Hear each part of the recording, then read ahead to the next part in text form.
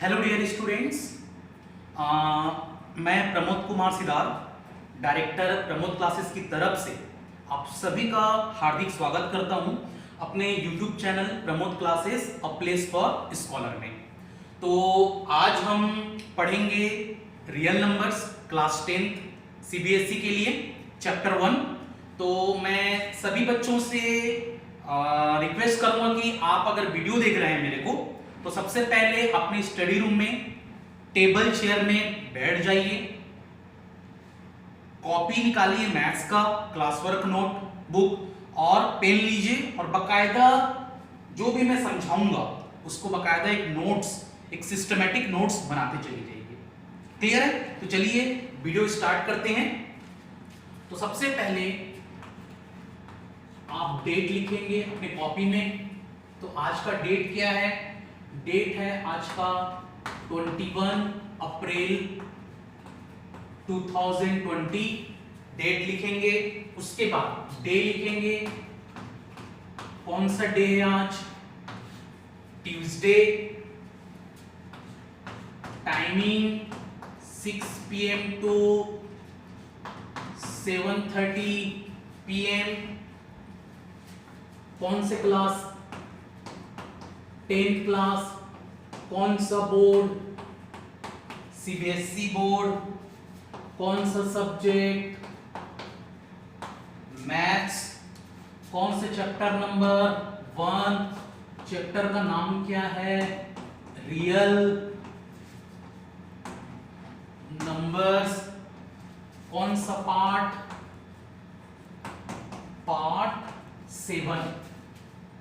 तो 10 CBSE maths chapter 1 real numbers part 7, क्योंकि already part 6 मतलब टोटल 6 वीडियोस बन चुके हैं इस चैप्टर का। तो चलिए स्टार्ट करते हैं। तो आज का कॉन्सेप्ट है, कॉन्सेप्ट लिखिए। कॉन्सेप्ट है रिवाइजिंग रेशनल नंबर्स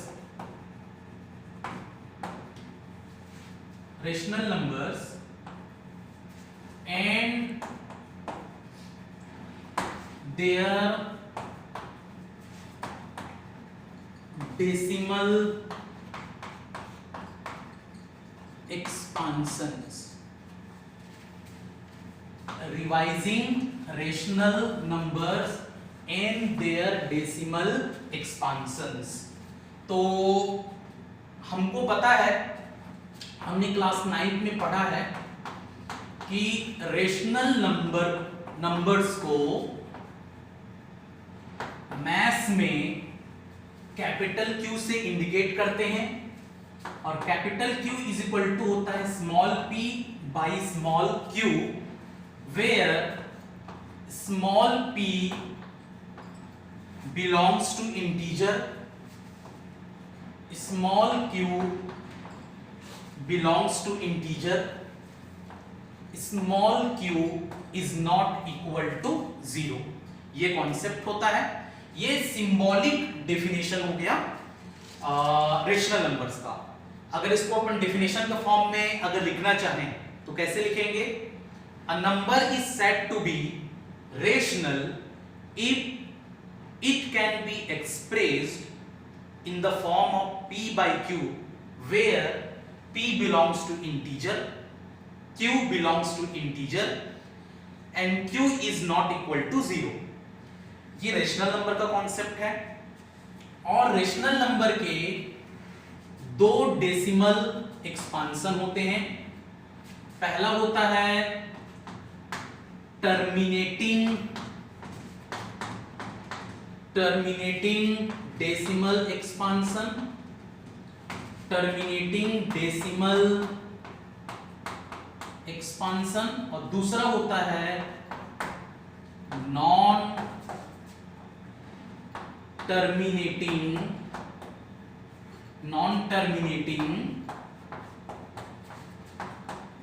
रिपीटिंग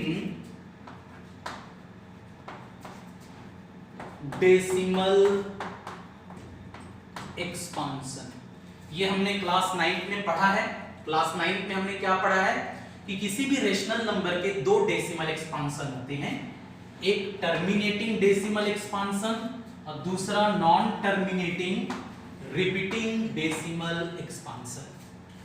तो एक बार रिवाइज कर लेते हैं। जैसे फॉर एग्जांपल 2/5 है, तो 2/5 इज ए रेशनल नंबर। जब आप 2 को 5 से डिवाइड करेंगे तो आंसर आता है, आंसर क्या आएगा, आंसर आएगा 0.4। क्लियर है? तो क्योंकि जब आप 2 को 5 से डिवाइड करते हैं तो लास्ट में रिमाइंडर 0 आता है। टर्मिनेट मतलब स्टॉप, टर्मिनेट का मतलब क्या होता है, स्टॉप हो जाना। तो क्योंकि रिमाइंडर 0 आता है इसीलिए ये 0.4 को हम बोलेंगे terminating decimal expansion. Means 2/5 is a rational number, it has terminating decimal expansion। अब एक एग्जांपल लेते हैं 1/3। 1/3 भी रेशनल नंबर है। जब आप 1 को 3 से डिवाइड करेंगे तो रिमाइंडर कभी भी 0 नहीं आएगा। तो इसका आंसर आएगा, इसका आंसर क्या आएगा, 0.3 बार, 0.3 बार, क्योंकि ये कभी भी टर्मिनेट नहीं हो रहा है, कभी भी रिमाइंडर 0 नहीं आ रहा है, इसीलिए क्या बोलेंगे, इसको नॉन टर्मिनेटिंग बोलेंगे। और क्योंकि रिपीट हो रहा है, 3 बार बार रिपीट हो रहा है, तो इसीलिए इसको हम क्या बोलेंगे, रिपीटिंग डेसिमल एक्सपांशन। तो 1/3 is a rational number, it has non terminating repeating decimal expansion. Clear हो गया ये? चलिए कुछ क्वेश्चंस करते हैं, इस पर बेस कुछ क्वेश्चंस करेंगे। इसको अब मैं रब कर दे रहा हूं।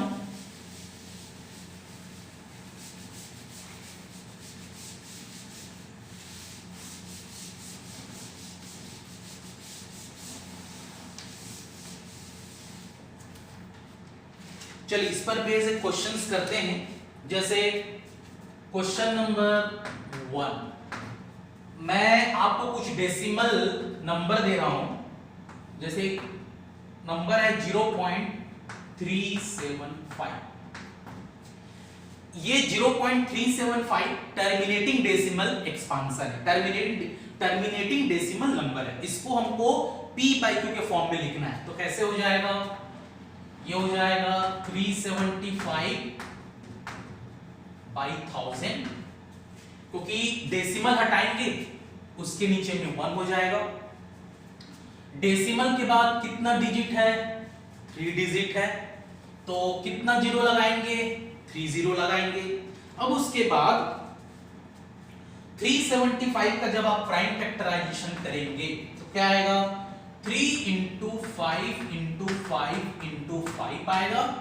अब 1000 का जब प्राइम फैक्टराइजेशन करेंगे तो कितना आएगा, 2 3 टाइम्स आएगा और 5 3 टाइम्स आएगा। तो अब कैसे करेंगे, ये 5 और ये 5 कैंसिल आउट, ये 5 और ये 5 कैंसिल आउट, ये 5 और ये 5 कैंसिल आउट। हमारे पास न्यूमरेटर में क्या आया, 3 आया, डिनोमिनेटर में क्या आया, 8 आया। तो 0.375 का रेशनल फॉर्म 3/8 आएगा। अब अगला क्वेश्चन कर लेते हैं। तो जैसे एग्जांपल के लिए 0.104 है, 0.104 है, तो इसका आंसर क्या आएगा, 104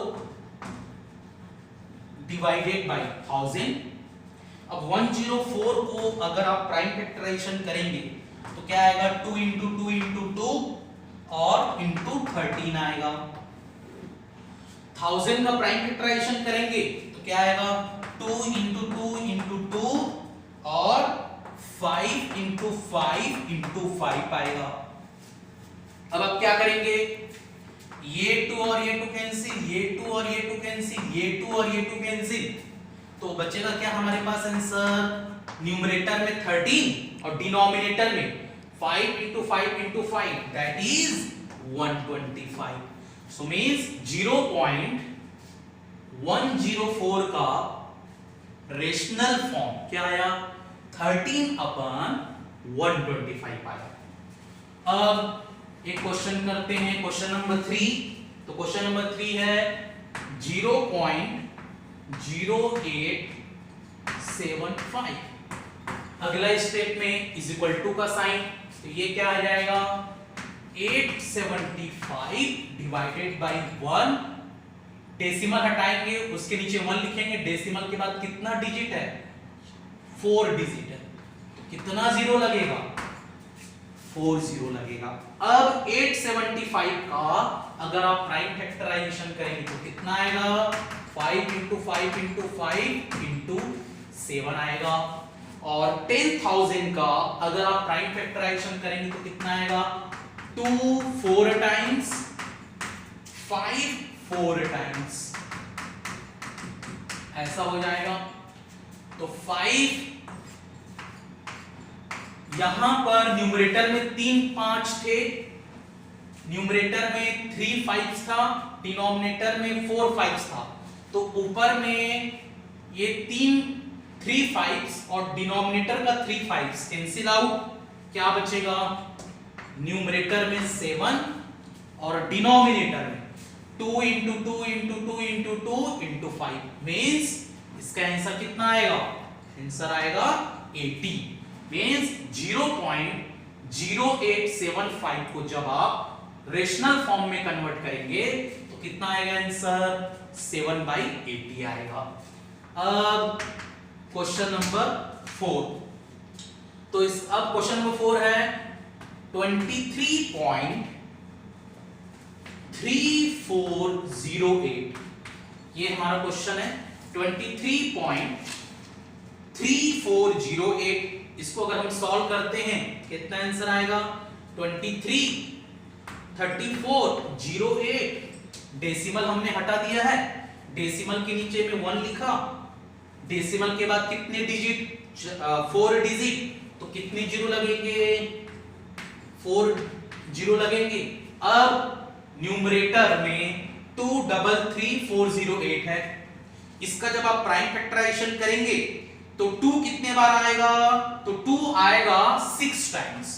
1 2 3 4 5 6, 2 6 बार आएगा। और 7 into 521 होगा। याद रखेंगे 521 इज ए प्राइम नंबर। उसके बाद 10,000 का अगर हम प्राइम फैक्टराइजेशन करेंगे तो कितना आएगा? 2 कितने बार आएगा? 4 टाइम्स। 5 कितने बार आएगा? 4 टाइम्स। अब इसको अगर हम सॉल्व करेंगे तो कितना आएगा? देखो न्यूमरेटर में टोटल 2 कितने हैं? 6 2 हैं, और डिनोमिनेटर में 2 कितने हैं? 4 2 हैं। तो ये 2 जो 4 टाइम्स है और ये 2 जो 4 टाइम्स है, ये पूरा क्या होगा? कैंसिल आउट, ये और ये। मींस 2 into 2 into 2 into 2 और 2 into 2 into 2 into 2, ये न्यूमरेटर और डिनोमिनेटर से कैंसिल आउट हो जाएंगे। अब इज इक्वल टू करके 2 into 2 into 7 into 521 होगा। तो इसका आंसर आता है 14,588। 14,588 और डिनोमिनेटर में 5 into 5 into 5 into 5 means 5 4 times है, ये इसका आंसर आता है 625। क्लियर हो गया? तो अभी हमने क्या पढ़ा? 4 क्वेश्चन मैंने आपको एक्सप्लेन किया।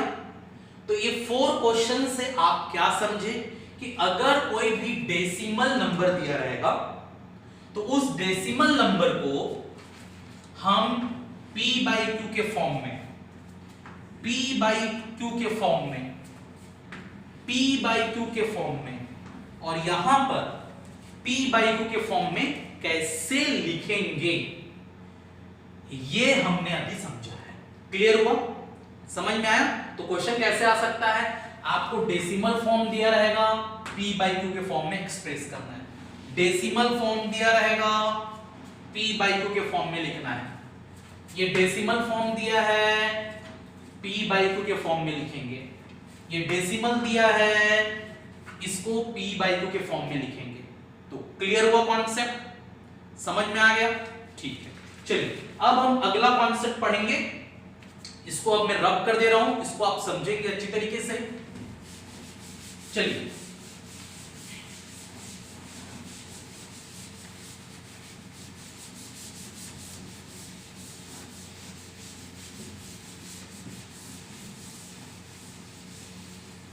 चलिए अब अगला क्वेश्चन स्टार्ट करते हैं। तो अगला कॉन्सेप्ट है, अगर आपको p/q के फॉर्म में दिया है कोई नंबर, तो बिना उसको डिवाइड किए अगर कोई भी रेशनल नंबर दिया है, उस रेशनल नंबर को विदाउट एक्चुअल डिवीजन आपको डेसिमल फॉर्म में कन्वर्ट करना है। डेसिमल फॉर्म में कन्वर्ट करना है। कोई भी रेशनल नंबर दिया है, उसको बिना डिवाइड किए आपको डेसिमल फॉर्म उसका निकालना है। तो कैसे सॉल्व करेंगे? चलिए क्वेश्चन स्टार्ट करते हैं। सबसे पहला क्वेश्चन हम लेते हैं। आपको क्वेश्चन दिया है 3/8। अब 3 को 8 से डिवाइड करना है और बताना है कि इसका आंसर क्या आएगा, लेकिन बिना डिवाइड किए। तो कैसे करेंगे? सबसे पहले इज इक्वल टू 3/8 का प्राइम फैक्टराइजेशन निकालेंगे। 8 का प्राइम फैक्टराइजेशन होगा 2 into 2 into 2। अब अगला स्टेप में क्या करना है? 3/2 into 2 into 2। तो यहां पर 2 कितने बार यूज हुआ है? 3 टाइम्स। तो ऊपर नीचे में आपको 5 उतने बार मल्टीप्लाई कर देना है। जैसे यहां पर 2 कितने बार था?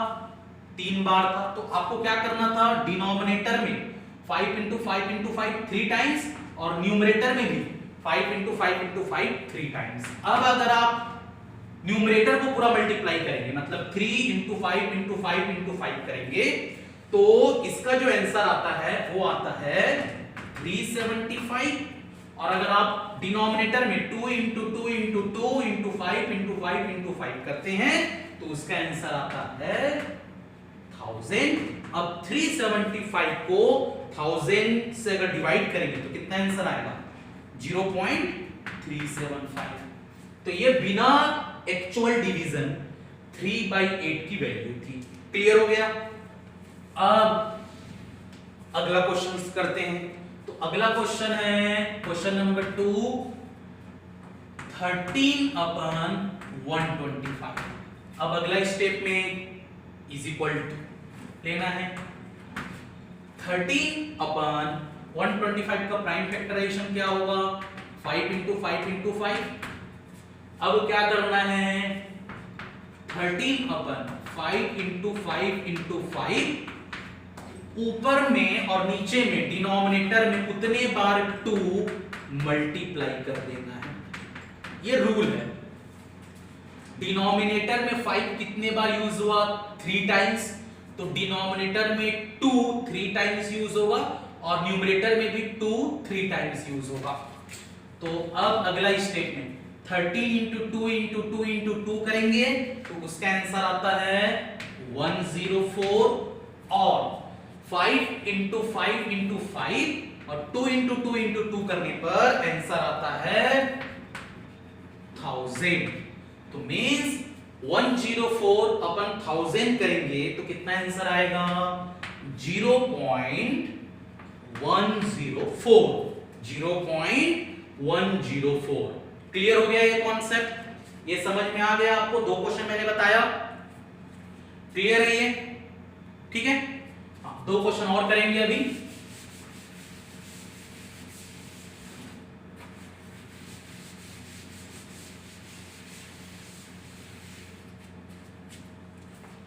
अब क्वेश्चन नंबर 3। तो क्वेश्चन नंबर 3 है 7/80। 7/80। तो अब हम क्या करेंगे? 7 यहां लिखेंगे, 80 का प्राइम फैक्टराइजेशन करेंगे, तो जब 80 का प्राइम फैक्टराइजेशन आप करेंगे तो कितना आएगा 2 इंटू 2 इंटू 2 इंटू 2 इंटू 5। अब यहां पर ध्यान से आपको समझना है, यहां पर 2 कितने बार यूज हुआ है 4 टाइम्स यूज हुआ है, और 5 कितने बार यूज हुआ है एक बार। तो दोनों बराबर कैसे आएंगे, यहां पर 5 है एक बार यूज हुआ है, तो अगर हमको 2 4 टाइम्स यूज हुआ है 5 1 टाइम्स यूज हुआ है, तो अपन को क्या करना पड़ेगा 3 5 डिनोमिनेटर में लाना पड़ेगा और उतना ही न्यूमरेटर के साथ मल्टीप्लाई कर देना पड़ेगा। तो अब क्या होगा देखिए, अब डिनोमिनेटर में 2 कितने बार है 4 टाइम्स, डिनोमिनेटर में 5 कितने बार है 4 टाइम्स, वो दोनों बराबर होनी चाहिए। तो अब अगर आप 7 इंटू 5 इंटू 5 इंटू 5 करेंगे तो आंसर आता है 875, और 2 into 2 into 2 into 2 into 5 into 5 into 5 into 5 करने से आपका आंसर आता है 10,000, और इसका आंसर कितना आ जाएगा 0.0875। क्लियर हो गया, ये समझ में आ गया।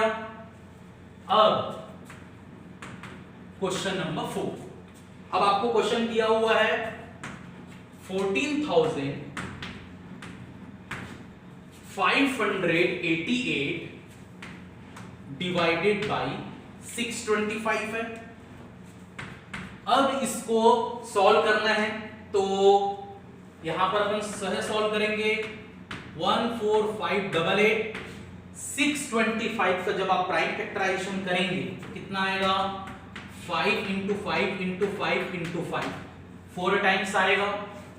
अगला step 14588 divided by 5 into 5 into 5 into 5, यहां पर डिनोमिनेटर में जो 5 यूज हुआ है वो 4 टाइम्स यूज हुआ है, तो अपने को क्या करना पड़ेगा 2 नीचे में डिनोमिनेटर में 4 टाइम्स यूज करना है, और न्यूमरेटर में भी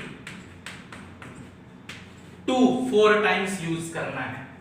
अब इज इक्वल टू करके तो 14,588 इंटू 2 इंटू 2 इंटू 2 इंटू 2 करेंगे तो उसका आंसर आता है 233,408 डिवाइडेड बाई, अब 5 इंटू 5 इंटू 5 इंटू 5 और 2 इंटू 2 इंटू 2 इंटू 2 करने से जो आंसर आता है वो आता है 10,000। अब 233,408 और 10,000 को अगर हम डिवाइड करेंगे तो आंसर कितना आ जाएगा 23.3408। तो इस तरीके से आप अभी क्या समझे कि अगर कोई रेशनल नंबर दिया है तो उसको बिना एक्चुअल डिवीजन उसका क्या निकालना है डेसिमल फॉर्म। कोई भी रेशनल नंबर दिया है तो उसका आपको क्या निकालना है बिना डिवाइड किए, क्या निकालना है उसका डेसिमल फॉर्म। क्लियर हो गया, आपको समझ में आया, कोई प्रॉब्लम इसमें, कोई दिक्कत होगा वीडियो को वापस देखेंगे समझेंगे, कोई डाउट होगा मेरे से पूछेंगे। आप हमारे वीडियो के कमेंट सेक्शन में बताएंगे कि सर ये हमको नहीं समझ में आया है, तो उसको मैं वापस एक बार और वीडियो बना दूंगा, उसको एक बार और अपलोड कर लेंगे और एक बार आप लोग और देख लेंगे। क्लियर हो गया, समझ में आ गया। चलिए, तो ये समझ में आ गया। अब हम अगला कॉन्सेप्ट पढ़ेंगे, इसको मैं रब कर दे रहा हूं।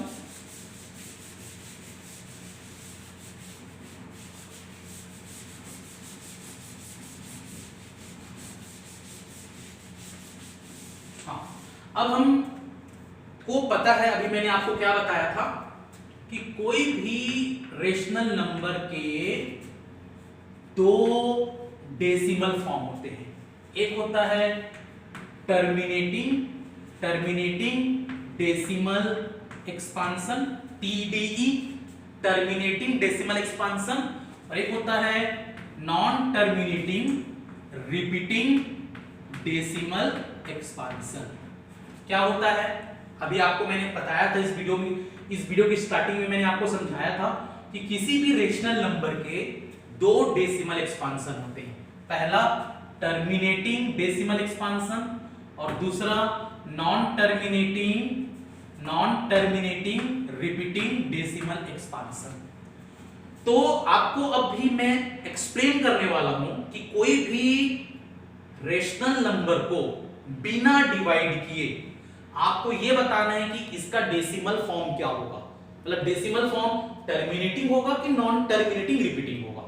तो उस पर बेस एक क्वेश्चन करते हैं। जैसे कि एक क्वेश्चन मैंने लिया 13/3125, ये मैंने एक क्वेश्चन लिया। अब इसको बिना डिवाइड किए आपको ये बताना है कि इसका जो डेसिमल नंबर होगा वो टर्मिनेटिंग होगा कि नॉन टर्मिनेटिंग रिपीटिंग होगा, बिना डिवाइड किए। तो उसका तरीका होता है, सबसे पहले आपको न्यूमरेटर एज इट इज रख देना है 13। अब 3125 जो डिनोमिनेटर है उसका प्राइम फैक्टराइजेशन निकालना है। तो जब इसका प्राइम फैक्टराइजेशन निकालेंगे तो ये इस तरीके से आएगा। कितने बार 5 यूज होगा, ये 5 कितने बार यूज होगा, 5 टाइम्स यूज होगा। क्लियर है, समझ में आ गया। अब ये हो जाएगा 13/5 to the power 5।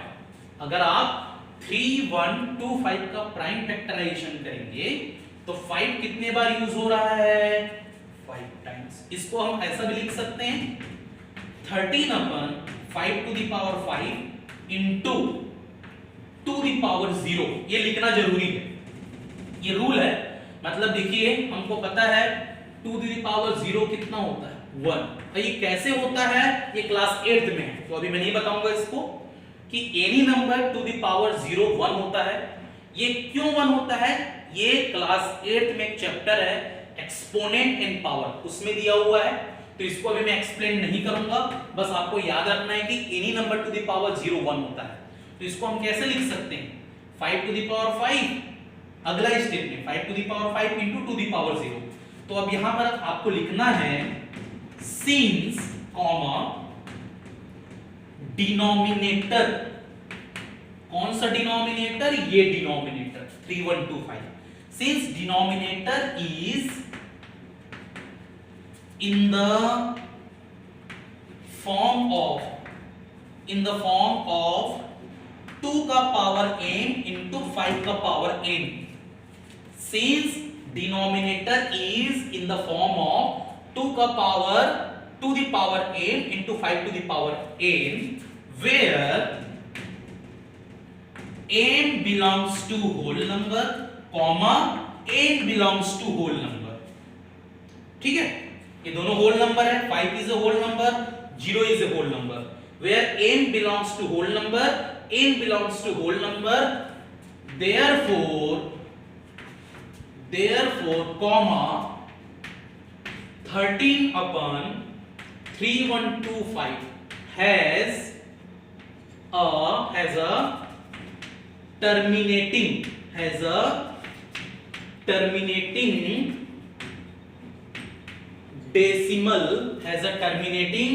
decimal expansion। तो ये तरीका है, अगर कोई भी रेशनल नंबर दिया है उसका अगर डिनोमिनेटर का प्राइम फैक्टराइजेशन अगर इस फॉर्म में आता है, किस फॉर्म में, 2 का पावर n इंटू 5 का पावर n फॉर्म में आता है, तो उस रेशनल नंबर का जो डेसिमल एक्सपांशन होगा वो टर्मिनेटिंग होगा। क्लियर हो गया, ये कॉन्सेप्ट समझ में आया, क्लियर है। हाँ, एक और क्वेश्चन लेते हैं, एक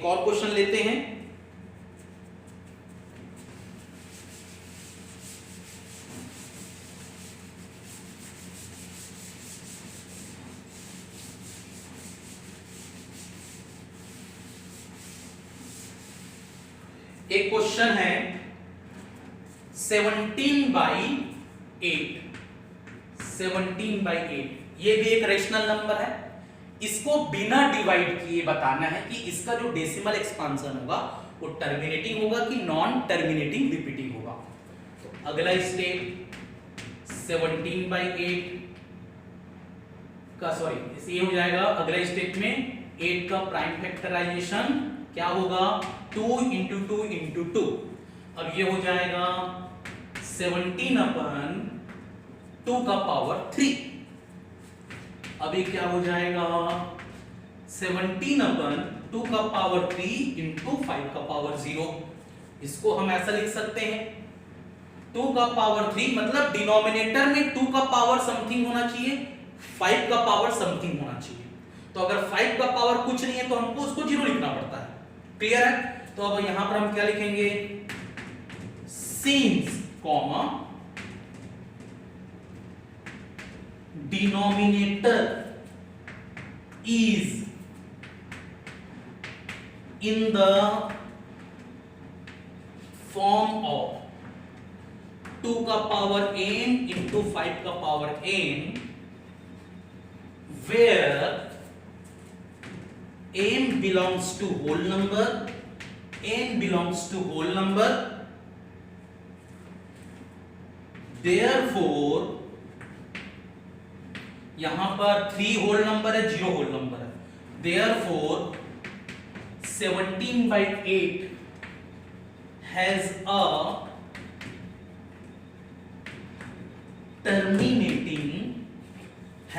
terminating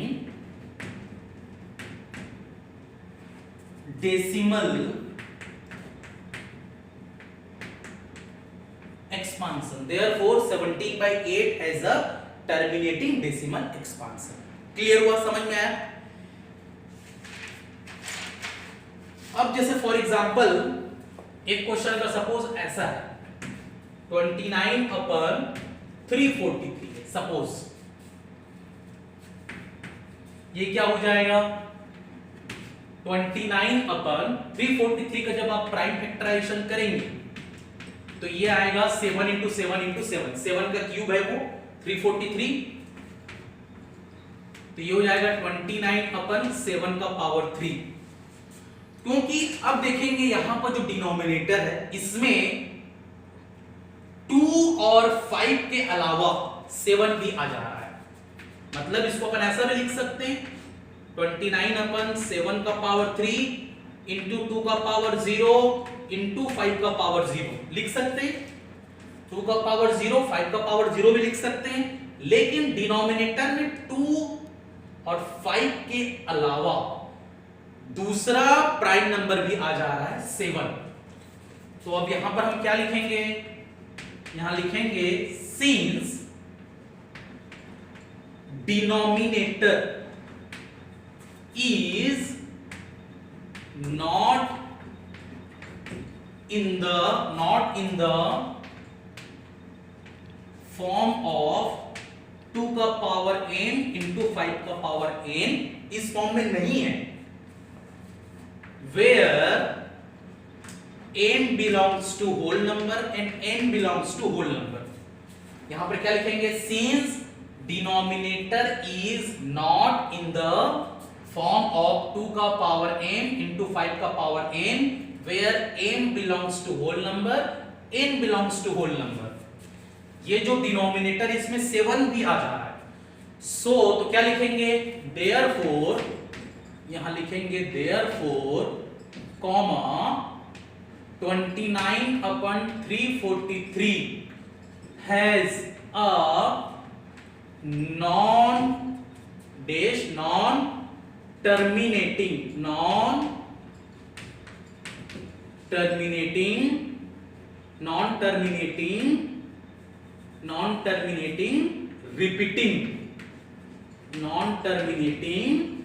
repeating decimal expansion। मतलब बिना डिवाइड किए हमने अभी क्या सीखा कि किसी भी रेशनल नंबर का डेसिमल एक्सपांशन टर्मिनेटिंग होगा कि non terminating repeating decimal expansion होगा। तो उसका तरीका क्या है, अगर किसी भी रेशनल नंबर का डिनोमिनेटर इस फॉर्म में एग्जिस्ट कर रहा है, 2 का पावर n इंटू 5 का पावर n फॉर्म में एग्जिस्ट करता है, तो उस रेशनल नंबर का डेसिमल एक्सपांशन टर्मिनेटिंग होगा। अगर 2 का पावर n इंटू 5 का पावर n फॉर्म में एक्सप्रेस नहीं होता डिनोमिनेटर, तो उस रेशनल नंबर का जो डेसिमल एक्सपांशन होगा वो non terminating repeating decimal expansion होगा। क्लियर हुआ? तो मेरे प्यारे बच्चों, आपका जो चैप्टर 1 है वो मैंने फिनिश कर दिया है। तो आप लोगों के लिए होमवर्क है एक्सरसाइज 1.4 एनसीईआरटी का आपको पूरा सॉल्व करके दिखाना है, सबमिट करना है। तो एक्सरसाइज 1.4 एनसीईआरटी टेक्स्ट बुक, ये आपका पूरा होमवर्क है। क्लियर हुआ? तो ये चैप्टर हमारा फिनिश हो गया। तो एक बार रिवाइज कर लेते हैं कि हमने इस चैप्टर में क्या क्या पढ़ा। सबसे पहला कॉन्सेप्ट मैंने बताया था, पहला वीडियो में मैंने बताया था, तो टोटल 7 पार्ट में 7 वीडियोस में चैप्टर 1 क्लास 10th का कंप्लीट हो गया है। तो सबसे पहले मैंने आपको बताया था रियल नंबर्स क्या होते हैं, उसका डेफिनेशन बताया था। फिर सेकंड मैंने बताया यूक्लिड डिवीजन एल्गोरिदम क्या होता है। फिर मैंने आपको बताया था कि यूक्लिड डिवीजन एल्गोरिदम से एचसीएफ कैसे फाइंड आउट करते हैं। फिर मैंने बताया आपको प्राइम फैक्टराइजेशन कैसे निकालते हैं।